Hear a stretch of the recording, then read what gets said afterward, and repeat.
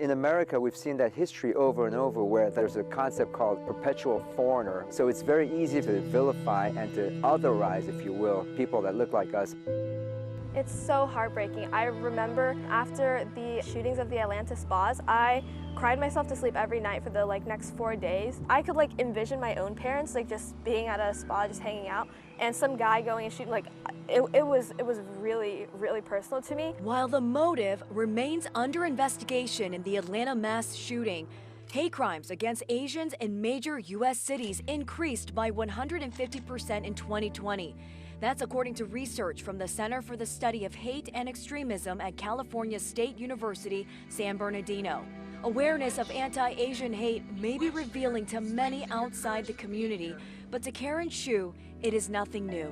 Karen remembers a lifetime of microaggressions and hate, moments where she felt ostracized and didn't belong. Some kids would just say small little comments that would just make you feel a little bit just left out. I think every East Asian person in America has gone through the I thing, the I thing.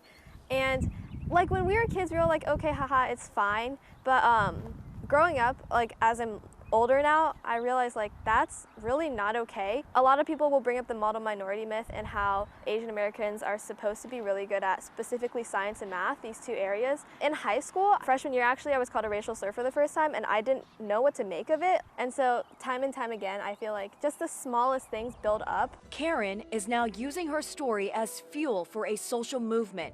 She recently met with Virginia Governor Ralph Northam to share her experiences with racism and offered ways to bring about change starting in the classroom. I'm in AP Spanish Language and Culture, and I love learning about other cultures and I love the language.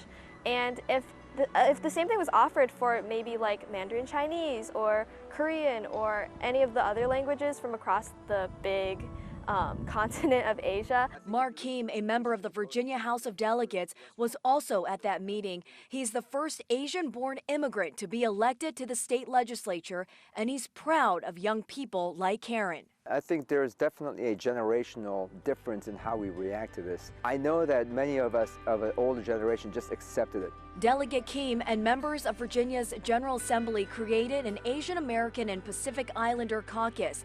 The mission to propose and pass legislation and law enforcement policy to protect and support the AAPI community. I think law enforcement is a critical component in this conversation. One is the fact that on the reporting side, when we have victims who are Asian Americans, many of our communities, especially older folks that don't speak English, don't feel comfortable coming forward saying, hey, I was just victimized. But the other side of it is that on law enforcement side, we don't collect data.